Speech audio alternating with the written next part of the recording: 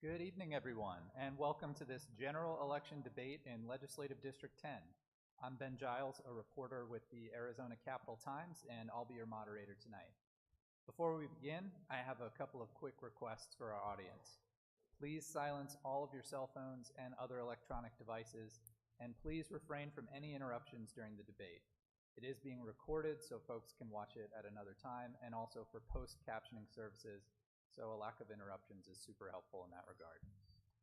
A little bit about the host of tonight's debate, the Citizens Clean Elections Commission. The Citizens Clean Elections Act is a campaign finance reform and voter education measure. It was initiated by Arizona citizens and passed by voters in 1998.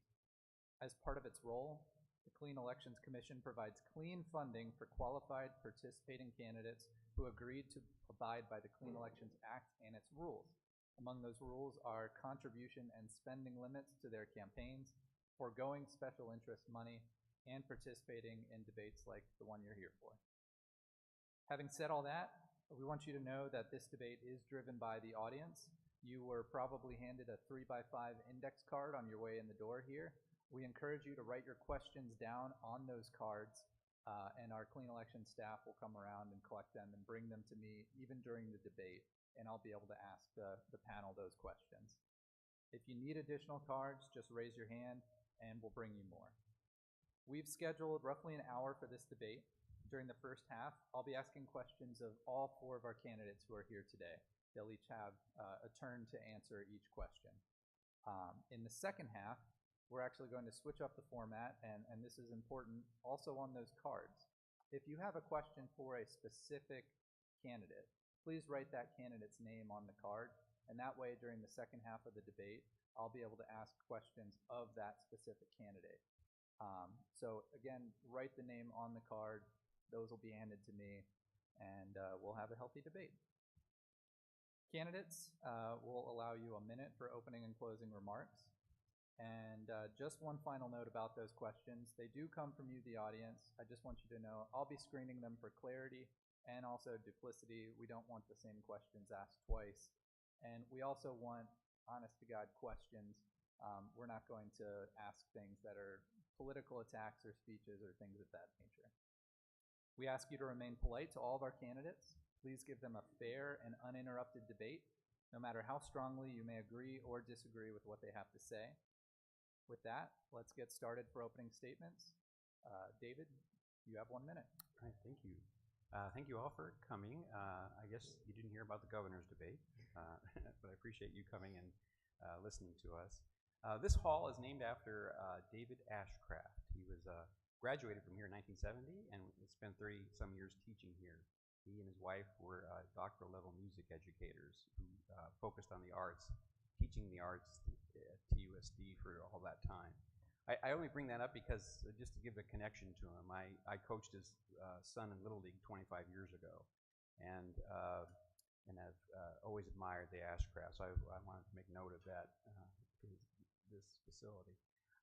You know, I graduated from high school here in this district. My four children did, and my grandchildren are about to.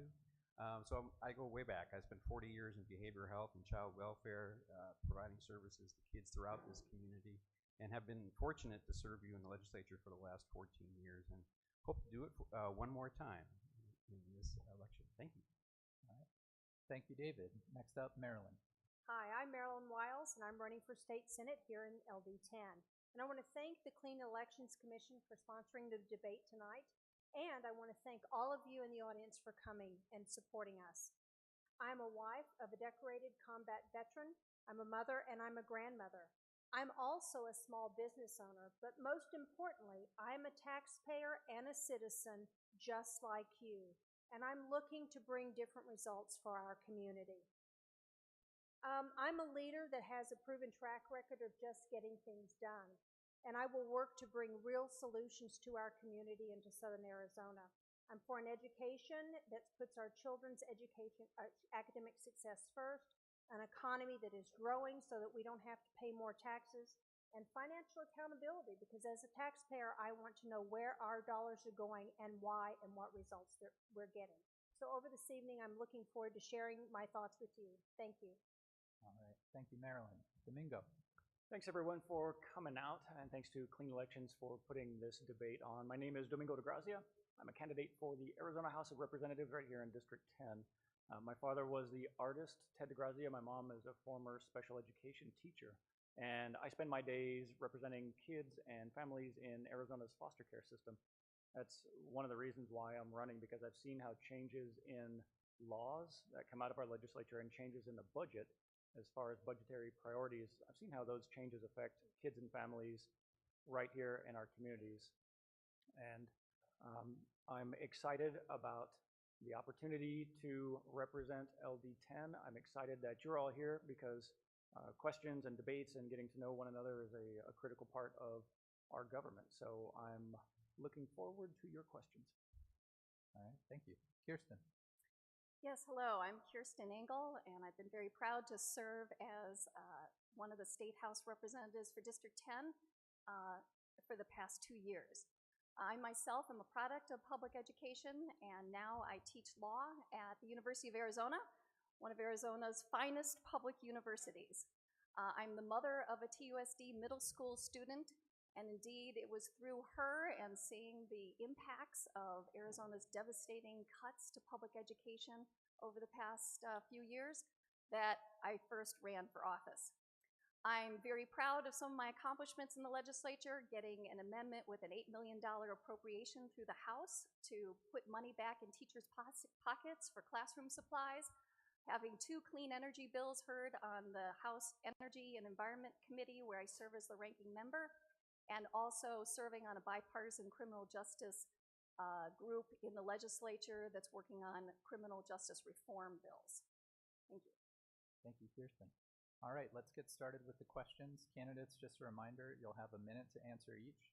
And I would encourage you, if you do have something to add after your turn is up, please just give me a little wave and we'll have a healthy debate going. Our first question has to do with education funding.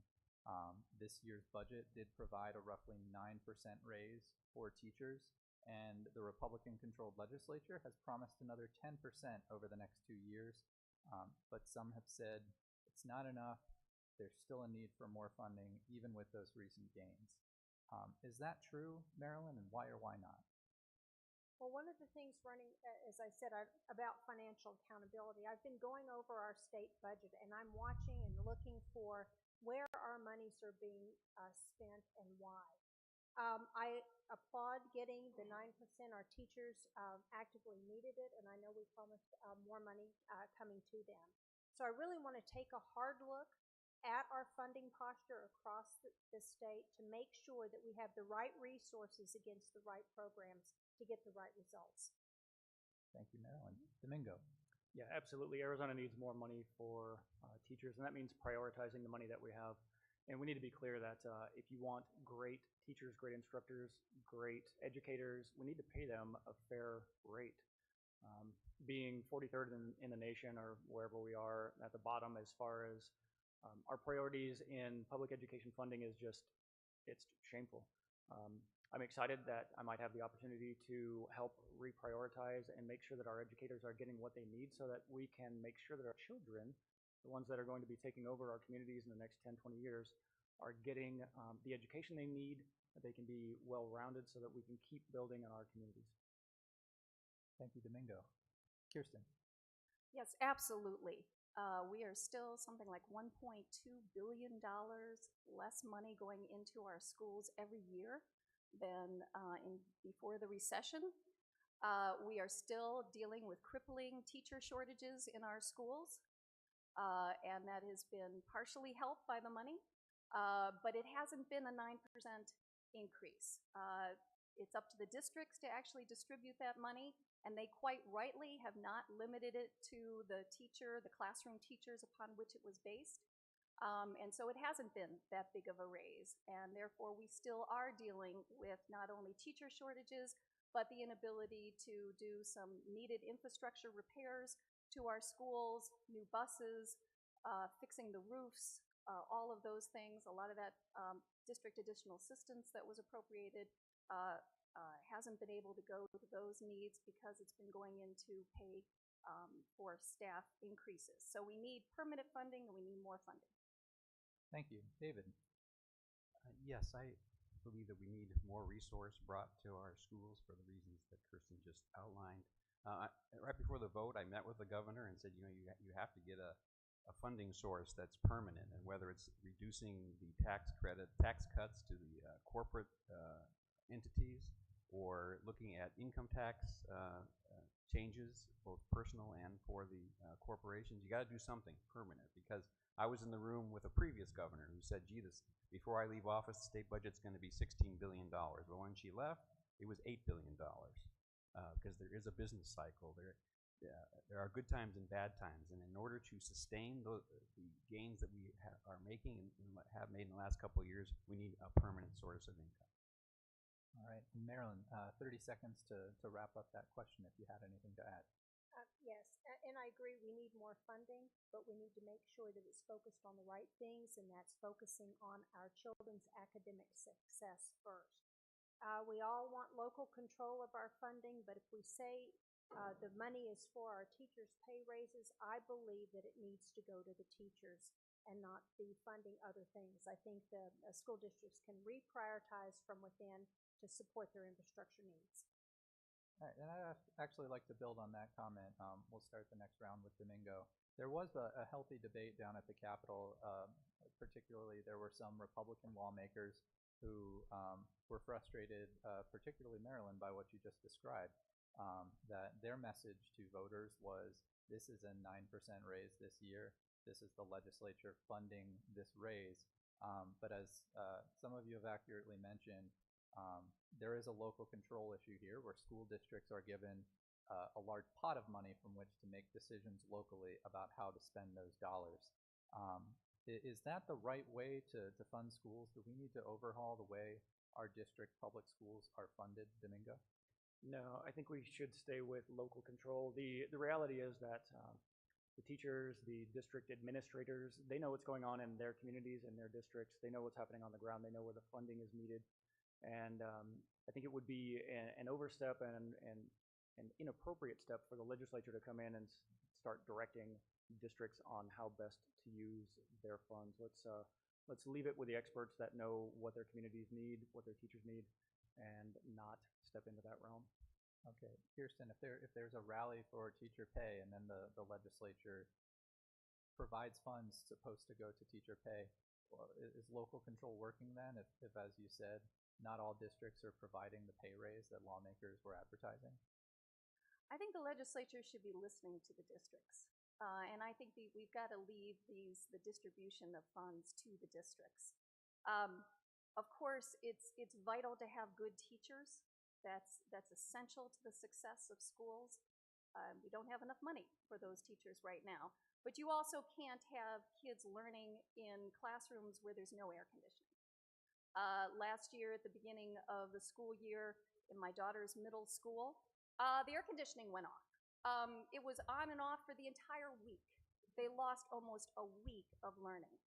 So when you're dealing with school districts that are trying to plug the holes that they have been because we never adequately funded the money that was supposed to go to facilities, I think we've got to trust them to figure out how to make the best learning environment. Thank you. David? It's very clever of a legislature to tell school districts what to do with their money.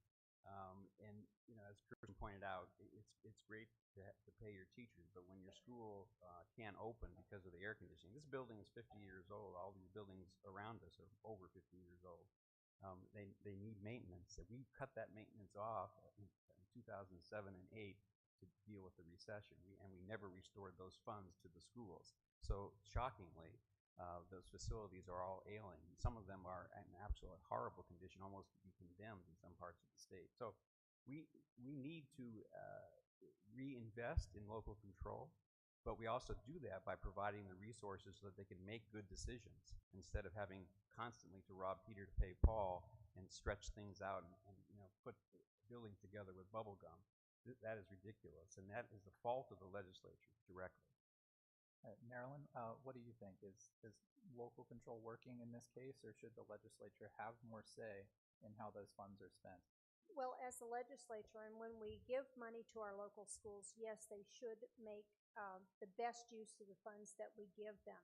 And it's a means of our school districts have to prioritize from within the funding that they are getting. But if we make a promise to anyone in our school system, for example, the teachers, I believe we need to fulfill the promise. So it's, again, local control. You give them a pot of money, let them use that money. But again, if we, I'm going to call it appropriate the money, then we need to make sure that we put our money where our mouth is and put it where it needs to go. All right, Domingo, any final thoughts? 30 seconds. Nope. Okay. A couple of you have mentioned that there is a need for a new revenue stream for schools. Get specific. What kind of revenue stream is needed to sustain public school funding? Kirsten. Well, there's a lot that we can do on that score. We can really return to where we were just a decade ago. I think it's important to point out that general fund dollars as a share of personal income in this state is down 30% in Arizona from what it was just in the middle 2000s. So we have a revenue problem, and there are places where we can get that revenue. First of all, I think we should be reviewing all of the sales tax loopholes that have been put into effect to please various special interest groups. I think we should cap school tuition credits to something more reasonable, like $100 million.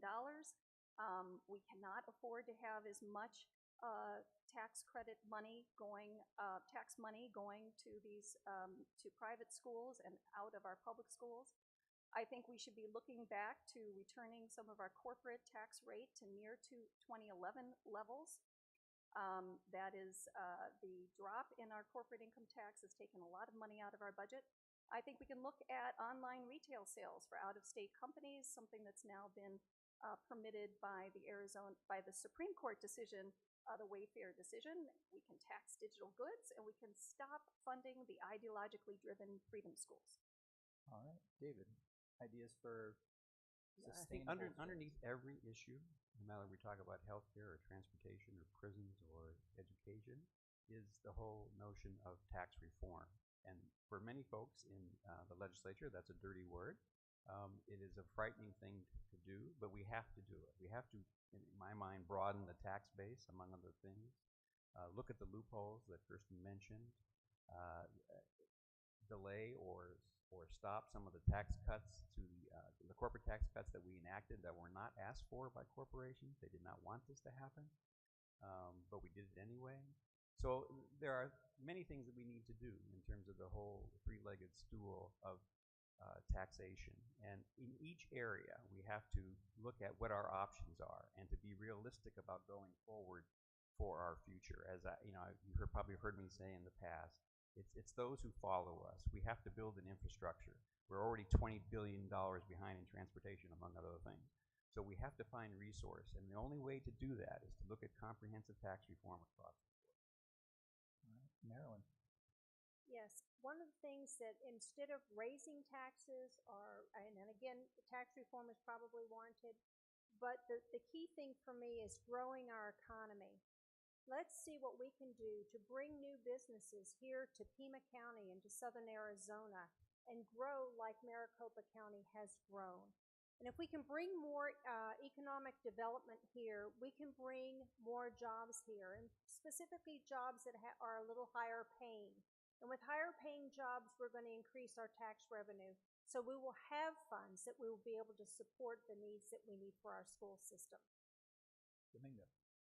I'm not entirely convinced that the state doesn't have money. I think it's a matter of priorities. The first thing that we need to look at is whether we are prioritizing education, and then whether we have the money to fund it properly. So in my eyes, the first thing that we need to do is elect folks that hold public education as first and foremost that we're going to do. And then secondarily, we look at all of our expenditures.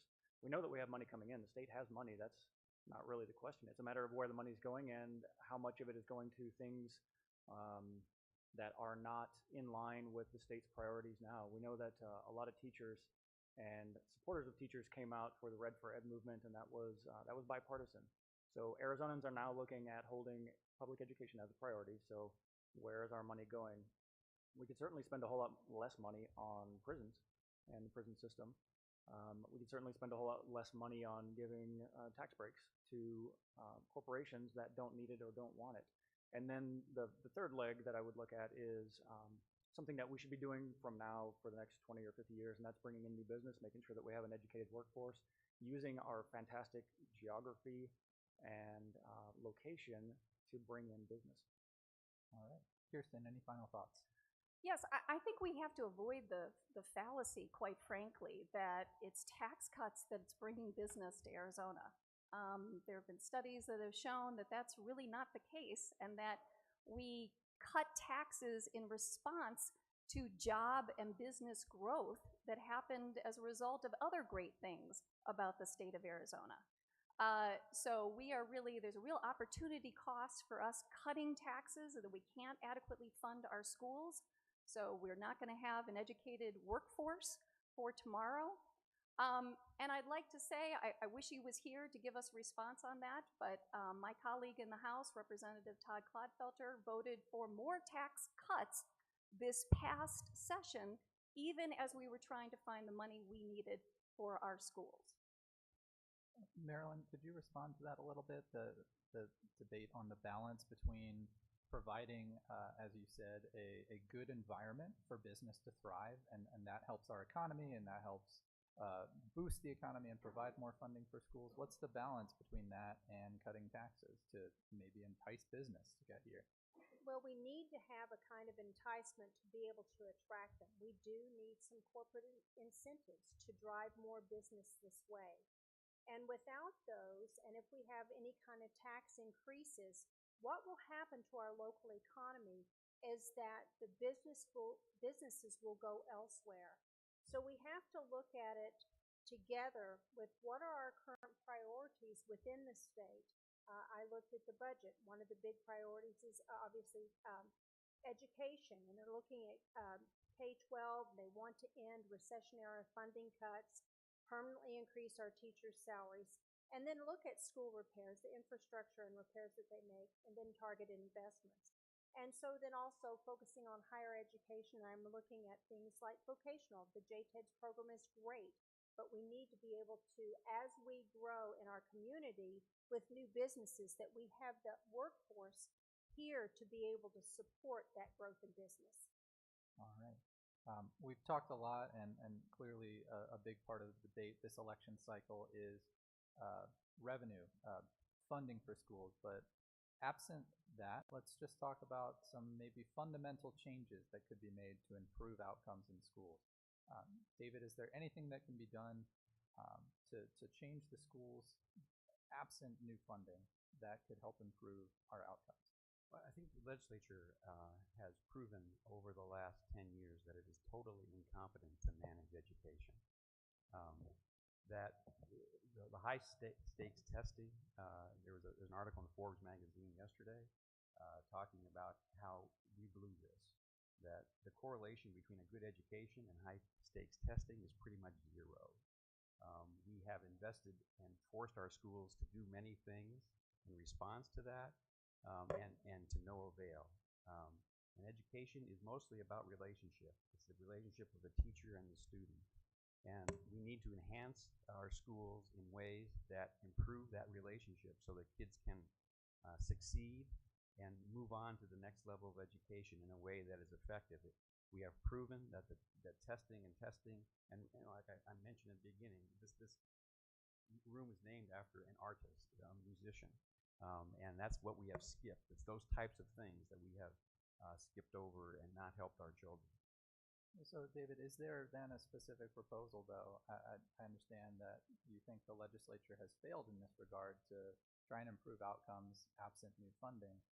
But is there something legislatively that can be done, whether it's consolidation of school districts that might make things more efficient, whether it's there's been discussion of capping the size of classrooms?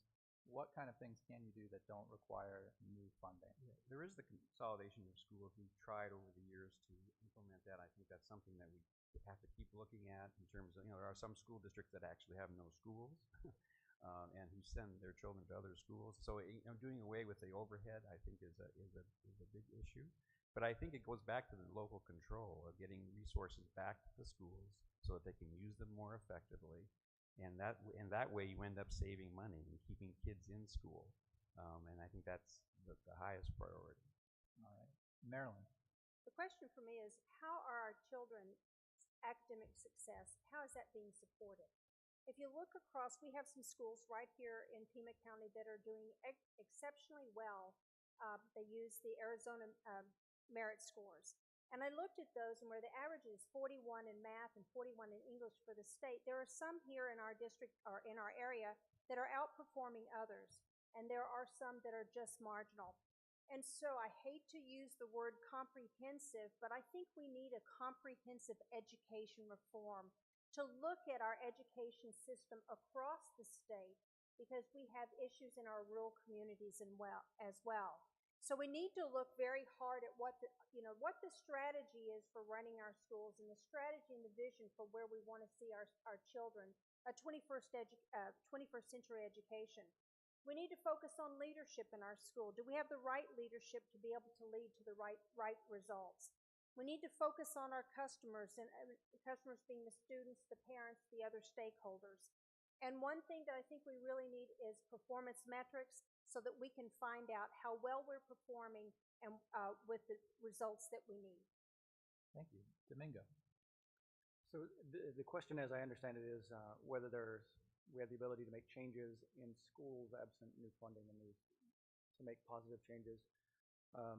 That really is a great question for all of us to ponder as members of the community. And I've spoken with a lot of teachers as I go out knocking on doors.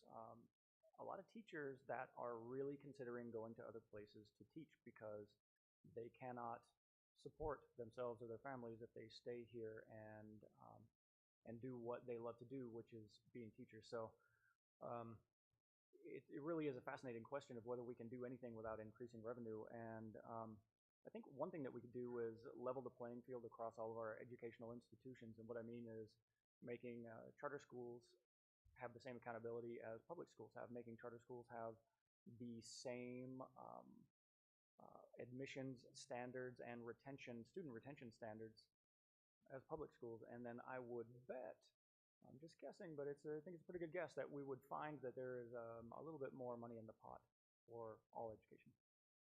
Thank you. Kirsten. Yes, I do think there are things that we could do. Unfortunately, many of them are undoing policies that the legislature put in place that have turned out to be harmful.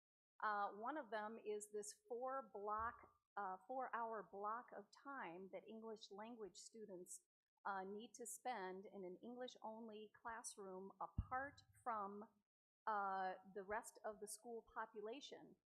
And in these 4-hour blocks of time that they're subject to, they're missing out on math, they're missing out on science, social science, and these kids are just going to have a hard time catching up. There's been bills in the legislature to repeal that 4-hour block, make it more flexible. The legislature put it in place. The legislature should get rid of it. Research shows that it's not good. And I would have to endorse, we've got to reduce this high stakes testing. I see the impacts of it at home. It just kills a student's motivation to learn when they're subject to day after day of that testing. David, any final thoughts on this? Well, yeah, 9,500 people apply to the U of A medical school every year. They accept, I think, 125. When I asked the admissions coordinator, what's the common denominator? Without hesitation, she said music.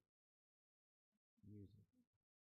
So I emphasize that legislature does not know what it is doing when it tries to manage schools. It screws it up every time. Let teachers teach. All right. As Domingo mentioned, you brought up charter school accountability. There has been a lot of reports in the media about whether it's Primavera High School, the online high school, whether it's a charter school closing down in the middle of the school year earlier this year, or whether it's a state lawmaker who is benefiting financially from the sale of one of his charter schools. There's been a lot of gripes about whether or not there's enough accountability there. Now, district schools are audited financially every year, if not every year, every 2 years. Charters undergo financial audits every year. Marilyn, is there enough known about charter schools in comparison to district schools? Do we know enough about their operations since they are using public monies to operate? Well, if they're using public monies, we ought to be able to have the visibility into their schools that as we do into our public schools. So I think that we have to hold them to the same standards as we do everyone else if they're getting public funding. Can I tell you right now today, do we have that kind of funding to do so? I can't say that, but I will commit to getting an answer to the people here in the audience. All right. Domingo? Yeah, we don't have enough oversight of charter schools, and I think it's pretty clear by the way that they're being run and they have been run. And I think it might have been a great idea when it was thought to be a test bed to see how things work out, but it's clear that we've lost control of our charter schools. And what I'm asking for, and I think most of the folks that have come up to me and asked about it, they just want to know that our tax dollars for each and every one of us are being spent in a way that makes sense, that someone is not being enriched in a way that they shouldn't be, and that the students that are engaged in those schools are going to get a good education that will not be at risk of closing, on Friday right before Monday classes. So we do need more visibility into charter schools. I know there was a bill that was passed just recently that would allow for the cancellation of a charter license if there was some kind of financial mismanagement, but we need a whole lot more visibility and a lot more teeth in our laws to be able to make sure that they're operating at the same level as public schools. Kirsten? Yes, charter schools are public schools, and they're getting taxpayer money. And we have a lot of good ones out there, but we have a lot that are, getting by with some sketchy practices because they don't have adequate oversight. We need to tighten that up. We can't have these related party transactions that apparently 80% of our charter schools are engaging in, where board members are providing services to the school, and it's not subject to any kind of competitive bidding process that you would have in a regular public school. We need to have accountability and auditing of financial records of our charter schools so we can make sure that our public tax dollars are not going into enriching the CEOs of these private corporations that own these schools. I think it's pretty horrific to see a CEO of a school that seems to me to be pretty much failing when it has 4 times the number of dropouts as a public school, pay their CEO $8.8 million. Where's that money coming from? Is that our taxpayer money that's paying that? If it is, that's a real failure. Thank you. David? Yeah, I had 7 bills last year to look at charter school accountability. Not one of them was heard. Not one Republican would sign on to any of the bills. And it was across the board, from board oversight to the contracting, all the things that have been mentioned. Unfortunately, the member of the legislature, who is going to be a millionaire here shortly, has done nothing illegal, nothing. But he built charter schools with state money, and he got to keep the money in his name and the properties in his name, and now he's selling them to a nonprofit that he is going to run, or his friends are going to be the board members of, and they're going to hire him to be the executive director to manage the school. And he's selling the properties, and that's where he's going to clear somewhere between 12 to 30 million. I don't know what that number is going to be. But, that on its face is that ludicrous. Again, nothing illegal, all within the confines of the current law that we have charter schools operate under. There needs to be a ton of reform, and both parties have to get behind it. Marilyn, any final thoughts? Just the same thing as we need the same level of accountability as our public schools for our charter schools. And we need that visibility, and we need to publish that to us as taxpayers and us as citizens because we want to know. And there is a proposal, at least in very broad strokes. I know that David, your fellow Democrats, have pointed out that this proposal is similar to some things that Democrats have put for. But at least recently, the governor's attention has been caught by some of the charter school stories, and he's voiced some support for perhaps increasing transparency in charters, but also perhaps increasing the standards to which lawmakers are held when they take votes. As you mentioned, there are lawmakers every day who take votes on bills that might affect their work back in their districts. But there is also an argument that this is a citizen legislature. You know, if you get elected, you're paid $24,000 a year. It's considered a part-time job. You're expected to have work and real-life experience that you bring to the Capitol. How do you balance holding yourselves potentially as lawmakers to a higher standard when you're taking votes with that conflict, that potential conflict in, you know, it could be education, it could be transportation, any sort of business, taxes, things of that nature. How do you balance that conflict? Domingo. The job of the representative, as I see it, is to be exactly that, a representative, not a person that's going up to the Capitol to write laws and get some kind of financial benefit. It's to be a voice for the people in the district. And I think I've been somewhat lucky in my job as an attorney because I represent people. What I do is I listen to them and we work on their goals and ideas and we get them as far through the legal system as it is possible to do. So I've been kind of cast in that crucible where the only thing that I know how to do is represent folks. So I'm somewhat of a clean slate going up to the legislature in that I don't have any axe to grind. I don't have anything that should be that's going to be looking at financial interest there. And I don't think that any of us, any folks in the legislature should have any financial interest. I think that if you are caught in a position where you might have to balance financial interests against a vote for your constituents, then something is tremendously wrong. Kirsten, those types of situations are often negated by what's known as the rule of 10, right? If there are 10 or more people in the state of Arizona who might have a financial interest in a bill, there's nothing wrong with a lawmaker voting on it. You know, that kind of applies to the situation that Domingo just described. Is that good enough? Is that working for a part-time citizen-driven legislature? I don't think so, and I think it kind of misses the point.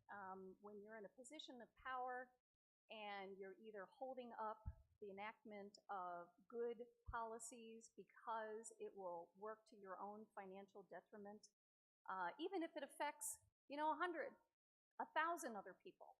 I think that's a misuse of your position. The past president of the Arizona Senate held up any kind of reform of the school tuition organizations because he headed up an STO and financially gained from the current rules in place that he helped put in place. The 10% of that STO, that that tax credit money going to those school tuition organizations. So I don't think that we've got it right. I think we have to have more strict ethical rules, and I think we have to look at particular situations of people who are holding up important reforms because they stand to financially gain substantially. David, do the rules for when lawmakers can and cannot vote on things need to be changed? I think they do. You have to look at the extremes on both sides. In theory, then a teacher who's in the legislature shouldn't vote on school budgets, or and money that we send to the schools. Or in my case, I was a child welfare administrator and voted on bills that affected child welfare agencies, of which I ran one at the time. I think there is a level, though, as Kirsten noted, on the tuition tax credit situation where the individual was the executive director, hired his wife as the assistant director, his son in another role, bought a building with the money, leased the building back to the entity. There was those kind of extremes that just, it just doesn't pass a simple little stink test, as it doesn't seem right. And so I think you have to find that balance, but I think the extremes that we've seen in the last few years are so egregious that some amendment to the ethics rules are in order. Marilyn, how would you propose balancing those extremes? Well, first of all, it's about personal integrity. As a career public servant, I was bound by a code of ethics, and I observed those very hard. At the end of the day, I wanted to walk away and did I do things legally, ethically, and morally right for the people that I served? I have seen cases where people abuse that power and they're not working for the greater good of the people that we serve. And looking at being one of the members of the legislature, it's about what are we doing right for us, the taxpayers, us, the citizens. And I would consider this a full-time job, not a part-time job. And when I would observe something that was not ethical, not legal, and not moral, we as your representatives have a moral code that we must report that, and we must walk away from anything that looks like it will compromise your integrity. All right, thank you. Domingo, any final thoughts? I think just to maybe bring it back to music, if it sounds wrong, it is wrong, and we all need to hold our elected officials to a higher standard. And if it sounds odd that someone in legislature is making millions of dollars on some part of our laws that they helped enact, then something's wrong. We need to, if we don't like what's happening, we need to elect new lawmakers and get rid of those folks that are responsible. All right. Kirsten, there was also a debate, kind of briefly, that was overshadowed by the Red for Ed protests and these discussions about school funding. There was a debate about how to keep kids and administrators and staff and teachers in schools safe. And one of the main components of this proposal that came down from Governor Doug Ducey's office was something that is known as a stop order. This would allow parents, relatives, but also teachers, counselors, other school administrators to go to court and petition a judge to have someone's firearms temporarily removed if it's determined that they are an individual who is a danger to themselves and others. And I stress temporarily because there were schedules in place that would have ensured that those firearms would eventually be returned. Kirsten, is that something you support? I know Governor Doug Ducey has promised, if he's reelected, to continue that push, but there was some debate about whether or not that's the right way to go about things. I would support that. And I was glad that Governor Ducey got behind that as well. That was an important step, and I was disappointed that he could not get enough votes, was not willing to put together a package for school safety that would get him the votes so that we could have those stop orders put into law. We know from the Parkland shooting, we know from some of the other horrible incidents that have happened in our schools that there were warning signs, that these individuals that ended up doing these violent acts had background where they had come in contact with people. People could tell that they were disturbed, and it's those kinds of warning signs that the stop orders would respond to. And that would kind of, take away that firearm so it can't be used for one of those horrible incidents, and it would be subject to a court process. So I think that does have to be a part of the school safety plan that we ultimately enact. Thank you. David, your thoughts on the governor's plan? Yeah, I supported the governor's plan. The common denominator among almost every shooter is the issue of domestic violence. I've had a bill for the last 3-4 years to try to intersect or interdict someone who has been charged with or has been involved with a domestic violence situation, that their weapons have to be turned over until the situation is resolved one way or another. And I've never been able to get any Republican support for that measure, but it is in line with what the governor was intending to do on the same principle. Typically, the shooters, whether it's at school or wherever they are, domestic violence is a key component you'll find that in their background, and access to the weapon. It's depression, isolation, and access to a weapon that results in these tragedies more often than not. And somebody almost always knows what was going on with that person. So interdicting that weapon, I think, is very important. I support that. All right, thank you. Marilyn? Well, I'm going to say right up front that I am a gun owner. I'm a member of the NRA, and I'm a member of the Arizona Citizen Defense League.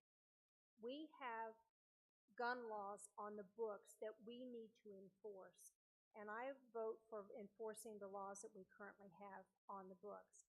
One of the things, if a person is going to do harm, it doesn't matter if you've taken away their weapon. They'll just find another one, and they're going to do what they're going to do. So we really need to look hard at all the ramifications, the unintended consequences of what the governor is proposing to do to take the weapons away in this case. All right, thank you. Domingo? I did review the governor's proposed school safety, or I guess gun safety plan, and there were some parts of it that were actually really good that made a lot of common sense. And the stop order, I think, is a great start because there are folks that, when they're having a mental health crisis, that it would be better to make sure they don't have weapons, number one, but to get the court involved to have some oversight over those folks. And this is not something that impinges on Second Amendment. This is a temporary restriction or removal from weapons while the courts are involved. So it's completely legal, and it makes a lot of sense, and it should be implemented in our communities. And this goes a lot of other directions. It's not only just school safety, but this is community safety. The domestic violence issue is one that is huge, and we know we lose a lot of folks every year in domestic violence situations where weapons are accessible. And it's interesting, the idea that if you take away their weapon, that they're going to find another one. Well, we have some more work to do to make sure that we know who owns guns, and that the good gun owners are doing what they should be doing, but also that we track them as far as when they're being sold. So there's a lot of steps that we could take that would just make good common sense. Kirsten, any final thoughts on this? Well, yes, and I think Marilyn makes an important point, but one that we have the authority to address, and that is, the issue of, well, they can always get a gun from something else. Well, we should be closing those loopholes. One of the biggest loopholes we have in our law is the gun show loophole, that if you have a private sale, it's not subject to a federal background check. We have the power to close that loophole. So people who are potentially violent, maybe have been involved in domestic violence, as David mentions, cannot get another firearm. And I would also mention that, again, I wish he was here to be able to talk about this, but Todd Clodfelter agreed to actually propose a bill to close the gun show loophole. And I think that would have been very important as a Republican to actually introduce such a bill, but he ended up not doing it. So, Marilyn, do you have a response? Well, as a family member of someone that actually committed suicide, I can tell you unequivocally the guns were not in the home, and they found the gun anyway.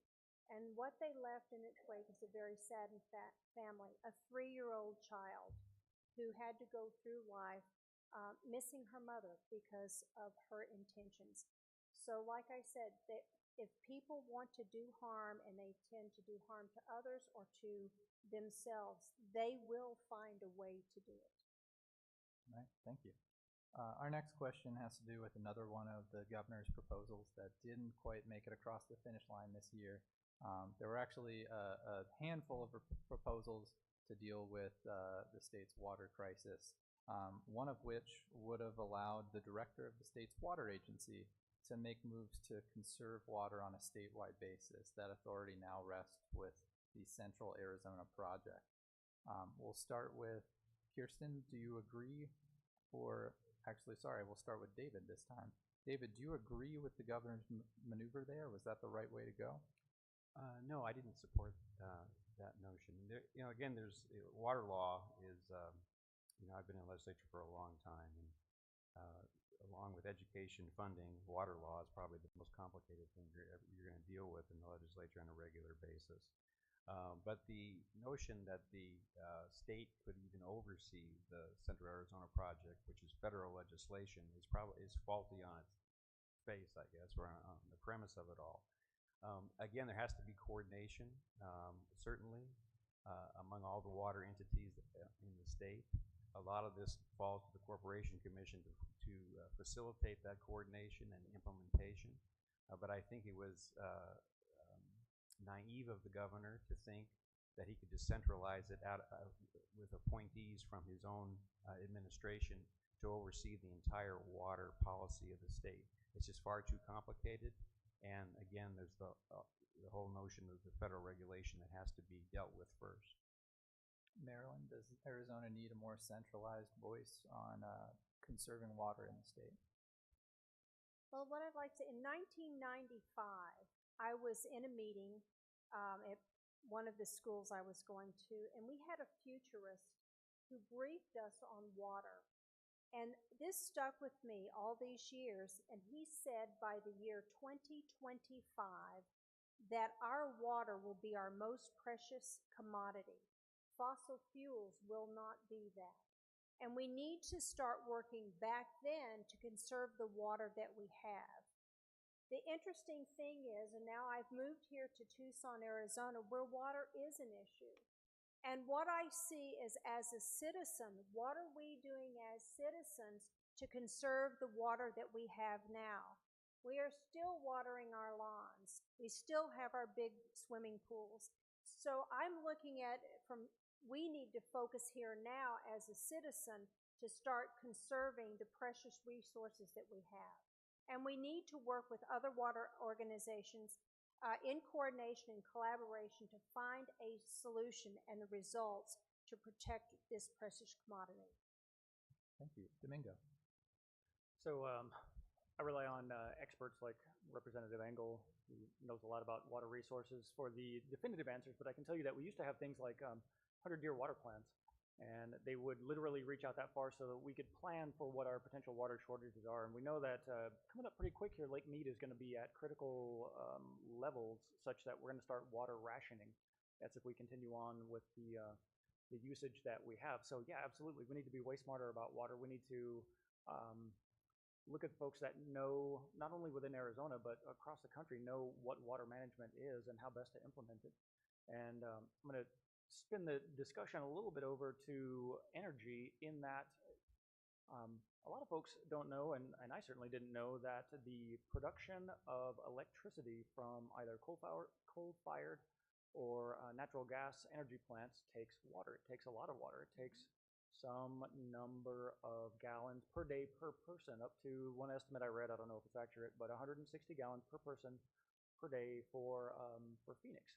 So, and we have free, abundant solar radiation in the form of sunlight that's coming down that we could capture that would lessen our need to generate electricity that way. Thank you. Thank you. Kirsten. Yes, I mean, we live in a desert. Water is really our most precious resource. We can't live here without water. And yet, we're really facing a very real water crisis. It's more likely than not now that there will be a shortage declared on the Colorado River in 2020. And right now, the state is just scrambling.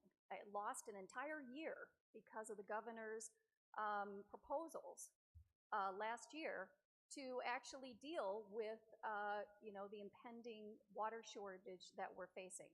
So I don't agree with what the governor did. I think he wasted all of our time. It's important to have a bipartisan approach to this. Governor's approach was not bipartisan. We need to be very serious about water conservation. Very glad to hear folks talk about that, about energy use. And we have to make sure that we don't just turn over to pumping groundwater because we're not getting that Colorado River water. David, any final thoughts? Well, I think one of the members of the legislature said water is Switzerland. And what he meant by that is that typically in Arizona, over many years, whether it was Carl Hayden and Barry Goldwater back in the day working on Central Arizona Project, or members of the legislature over this long period of time, have conceded that we can't be making this a partisan issue, and that's what the governor did with his proposal. You have to collect water, you have to recycle it in some way, or in order to preserve what we have. And so you collect it, you conserve it, or you recycle it. And so, we need to make that our focus, and we need to do that together as we have in the past.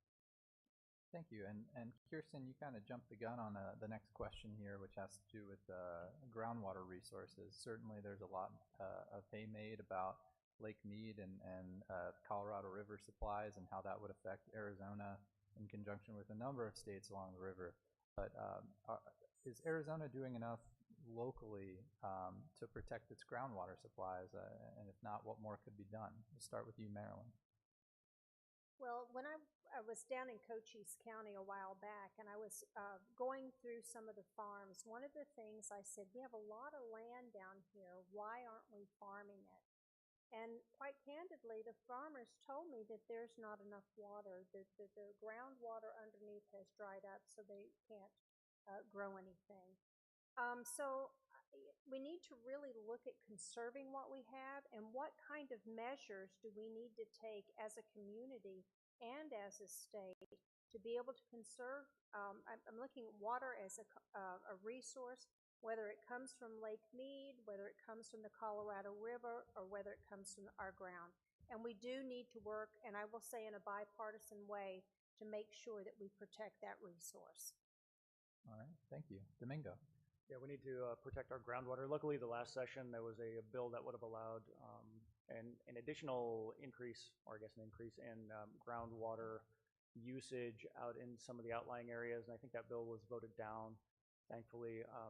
In a water shortage time, this is the interesting part about this is that it's not a theoretical water shortage. We're looking at like 24 months from now or less water rationing time. This is something that's coming up straight away, so we really need to get our priorities straight, and we need to not only develop our 100-year plan, but stick to it in terms of what we need to do right now, and then review it every year to make sure that we're on track. And groundwater usage is, the water table is a critical part of that, so we do need to be protective of our groundwater. Kirsten, I saw you shaking your head there. What happened with groundwater? No, Domingo's right. That bill ultimately did not pass, but there was a effort to weaken our landmark 1980 groundwater protection law this past legislative session. I worked against it. Have to say, Representative Clodfelter did vote for that. And it was to basically weaken the requirement that we've had that before you build a subdivision out in the middle of the desert, you have to assure that there's going to be a 100-year water supply for the people that buy those homes. And this is as much a consumer protection law as it is also one that protects development and protects our groundwater. And yet there was a bill that basically provided for communities to get out of that requirement upon a certain vote. We do need to enforce our groundwater protection law that was put in place back in the 1980. And there's real consequences. I mean, there's actual subsidence in places where we're over-pumping our groundwater. So I think what we need to do is we have to expand the areas where the groundwater protection law has more stringent requirements, frankly, for sustained yield. Thank you. David. I'm certainly no expert in geothermal science, but I think when you dig a well, the water flows to it and out of it in some way. And the notion that if I have my well and therefore you have no right to intervene, the state has no right to intervene in terms of how much water is being pumped out of it or how it's being used or any of those ideas, I think is just kind of ludicrous on its face. I mean, we all own this water. It flows, even though we don't see it, it's still flowing through our state. So as I said earlier, you got to focus on collecting, recycling, or maintaining it in some fashion, and we got to get better at that. And that's we live in the desert, and there's no changing that. And so we have to get more skilled and more conscious of how we use that resource. All right. Marilyn, any final thoughts? Just saying, conservation starts right now today, because you said 2 years from now we may be out of water. Why don't we start conserving today to minimize any impacts that we might have? All right. And there is also another debate that's happening at the polls this year. You voters will have a chance to vote on a proposition that would require Arizona to eventually meet a renewable energy goal of at least 50% renewables. That would be a requirement of the state's public utilities. Candidates, what are your thoughts on that proposal? Does it go too far, too fast? Is it a worthwhile proposal? There are arguments that it might actually cost ratepayers, the citizens of Arizona, extra money to increase the infrastructure to be able to meet that goal. Domingo, what are your thoughts on this proposition? I'm not sure that I agree that there's an argument that it would cost ratepayers. I think there's a statement that it would cost ratepayers. But the proposal as it stands, I believe, would be a great step for Arizona. And I think we're talking about Prop 127. The reality is that the energy production that we use now, either nuclear, coal or natural gas, those require lots of resources. They use up water. They are pollutants. And we have something here in Arizona that not a lot of other places have, and it's abundant sunlight. We have something like 350 days a year of sunlight. That's why all the pilots come here to train. That we don't use that natural sunlight is, it's a bit offensive. So we can do a whole lot better in requiring our energy producers to do so in a clean method that is going to be beneficial to not only the taxpayers but the environment, and I'll have more in a minute. Kirsten, your thoughts on Prop 127? Well, just like we live in a desert, we don't have much water. What we do have is a ton of sun. And making use of that sun is not only good for the climate, it's good for our health. And it just makes sense in terms of our economic development that we would develop this resource and become, I think it was Governor Napolitano said, the Persian Gulf of solar. And the cost of solar is just, it's dropping like a stone. It's now cheaper than putting in new natural gas, and that's with battery storage. Of course, the big argument against solar has always been, well, the sun goes down at night. But if you got a battery, you can use that solar energy that you've stored all night long and when the clouds come over. So I wish we weren't in this situation where we have to have a ballot initiative. I think if we had a good Arizona Corporation Commission and we had an aggressive renewable portfolio standard as we should have, rather than 15% by 2025, we had something more aggressive. But considering where we're at, I'm in favor of it, and I don't buy the arguments that it's going to cost people all kinds of money. Thank you. And David? Yeah, I have I think one reason to vote for this proposal is APS's reaction to it. They bombarded us at the legislature. They spent millions of dollars trying to prevent this from getting to the ballot. Unfortunately, I think there's a little hyperbole on both sides of the topic. I think it's possible that the initiative doesn't even go far enough, fast enough. I think that might be a problem with it. My biggest concern with the initiative is that it skipped over because it only controls those entities that are controlled by the Corporation Commission. The Salt River Project is not, and it's roughly a third of the state, somewhere in that ballpark, in terms of the energy that they provide, but they are not covered at all by the initiative. So I have some concerns about that reality, and I think it is true that there's going to be some cost. I would have preferred that it be made more clear where that cost would be borne by the utilities specifically, or out of the other resources that they have, and the initiative doesn't clearly address that issue. So I have some concerns with it, although I certainly understand, because of the reaction to it from the biggest entity in the state, that people are sympathetic to. Thank you. Marilyn, your thoughts on Prop 127? Well, I'm definitely not for Prop 127. And there are several reasons why. If I look out into the audience, there are many people here that are living on a fixed income. For TEP alone, it will increase your electric rates by $500 a year. There are other parts of the Arizona that will almost double your electric rates.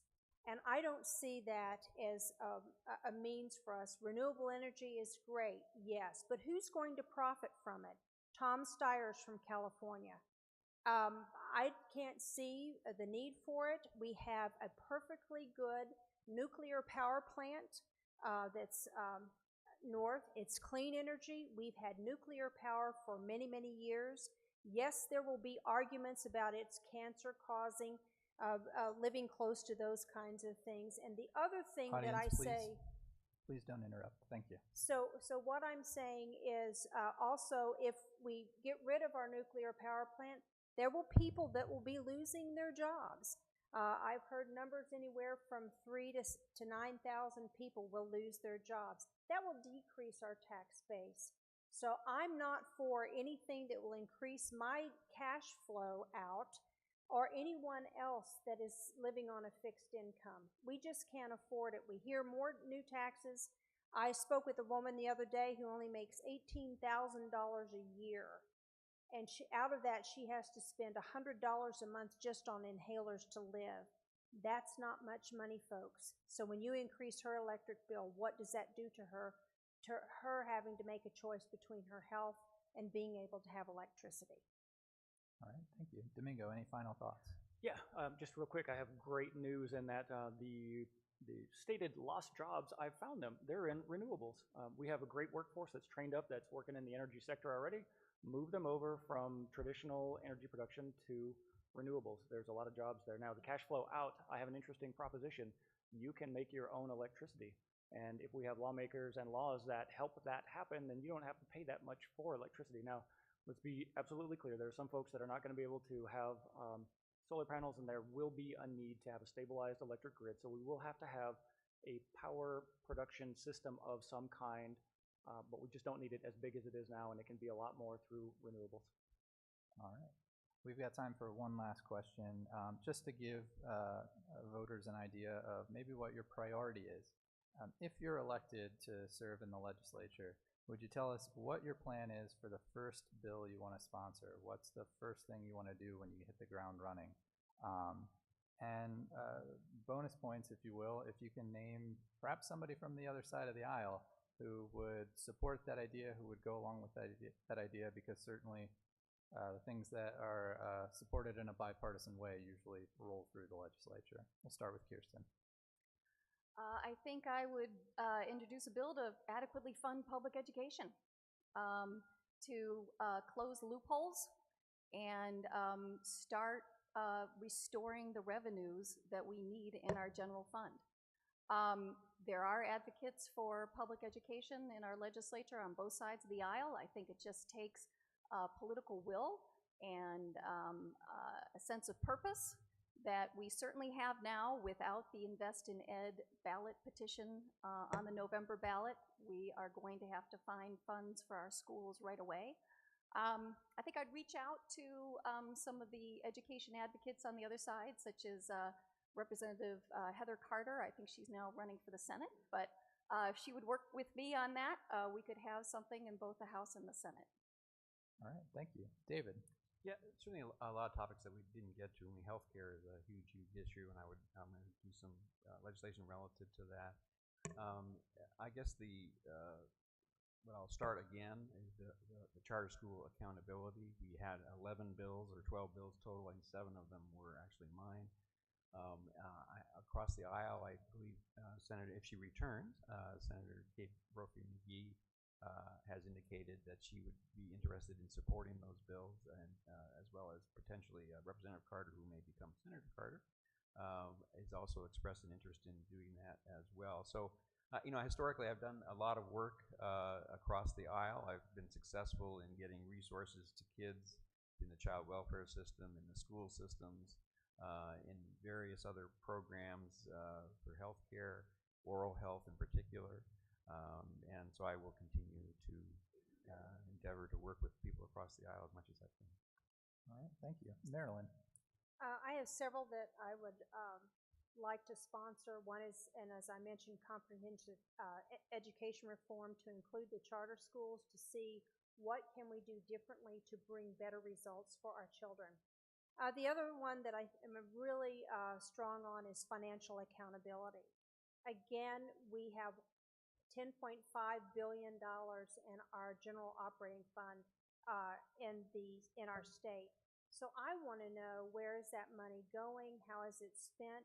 And what performance metrics do we have in place to assure that we are using these funds appropriately and accurately, and actually calling return on investment. For every dollar we spend, what are we getting for it? So financial accountability is key for me as well. There are a couple of things that I'd like to do in judicial reform, one of which is qualifications for certain positions that we would need to have certain people in our jobs. All right, thank you, Marilyn. Domingo.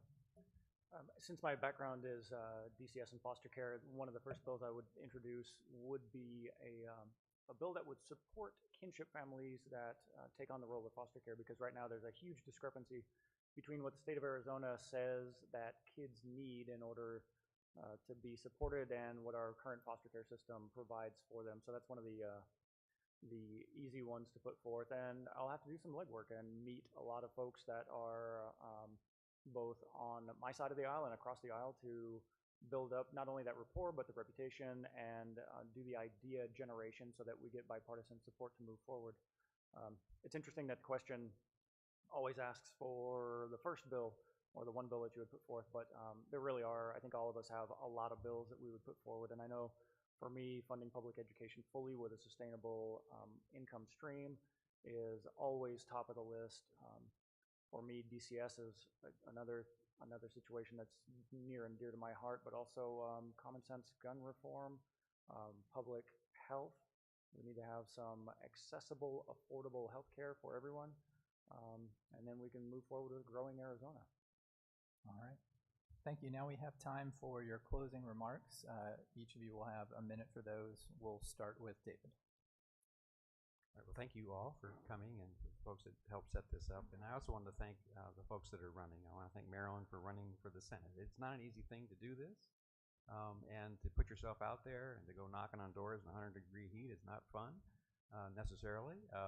But I appreciate the fact that she's gone out of her way to do this and to bring forth the ideas that she thinks will support this community. You know, in the last few weeks, we went through the services for Senator McCain, and one of the things that the senator was asked, who was your hero, and he identified a fictional character by the name of Robert Jordan, who was from whom the bell tolls. You know, the bell tolls for all of us, each one of us. The bell tolls for you guys because you have to vote. But every day it tolls for us. You know, when you drive it to the corner and see a homeless person, there's a little tintinnabulation that's very soft. But then that bell gets louder and louder depending on the issue in terms of health care and child welfare and all the things that we are concerned about. And I've tried to answer the bell as well as I can. I know I haven't done it the best that I could, but I will hopefully be able to return to the Senate and continue to answer the bell. All right. Thank you, David. Marilyn. Yes, thank you again for allowing me the opportunity to speak with all of you tonight. And as I said, while I may not have all the answers today, I'm committed to finding real solutions and bringing about real results for our community. We need to have a plan going forward in our state so that we know we are with the limited funding that we have. We need to make the best use of the resources that our taxpayers can afford. And we need to have that in order to provide a better life that's rich and vibrant for us here in our communities. We need a clean environment, and we also need to have a strong and innovative economy to build our taxpayer base. Furthermore, we need safe communities. I'm committed to public safety for each and every one of us here in Southern Arizona. And my last thing, and I keep saying it, we need a strong education to support our children's academic success. I'm delighted to be your candidate. I will work hard for you, and I will work across the aisle in a bipartisan way to bring about the hard solutions and the real results that we need to be a great state to live in. Thank you. Thank you, Marilyn. Domingo. Well, again, thanks to Citizens Clean Elections for putting this on, and thanks to you all for coming out. I really do enjoy the dialogue and the problem solving that we engage in together, and I think having all of us come together is the best way to get these solutions going. So I am open to continuing on whatever discussions after this. This is not it. We're going to keep finding solutions as we go forward. Like I said, my specialty is DCS and foster care, but I plan on funding public education, finding stable funding streams, fixing the issues that we have in DCS, getting some affordable options for healthcare, and getting some common sense gun laws through. Like I said, I'm excited that you're all here. I'm excited about the path that we have going forward, and my name is Domingo de Grazia. I'm asking for your vote. Thank you, Domingo. And Kirsten. Well, I think this election is really critical. It's about whether we're going to continue with the same old policies and politics of the Republican majority in our legislature that has given us some things that I don't think a lot of us are that crazy about. Teacher shortage crisis due to the underfunding of our schools, classroom staffed by permanent substitute teachers, school infrastructure in terrible shape in many schools, mediocre student performance, falling revenues, special interest tax cuts, tax credits, and tax breaks, the 4th highest incarceration rate in the nation, a pending water crisis that we're scrambling to deal with. I think it's disappointing that my colleague in the House that I have been able to work with, that he's not here tonight to defend his votes and to tell us why we should continue that Republican majority that he is in lockstep with. Personally, I think we've given the Republicans more than their fair share of chances, and it's time for new leadership in our legislature. I think it's time to elect a Democratic majority that will tackle our revenue problem, our education, seriously invest in our schools, protect our civil rights, protect our water and our environment. So thank you. All right. Thank you, and let's give a big thank you to all of our candidates for participating.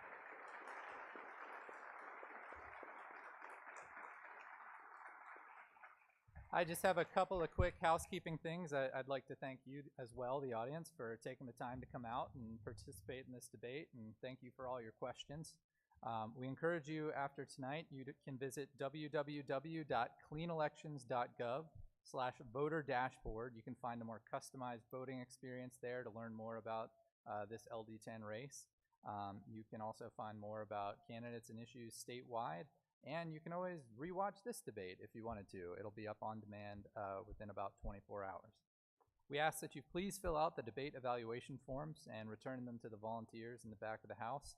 Your feedback is important, and it really does help shape the way we host these debates in the future. One more time, thanks again so much for coming tonight. You're welcome to stay and talk with our candidates afterwards. Thank you.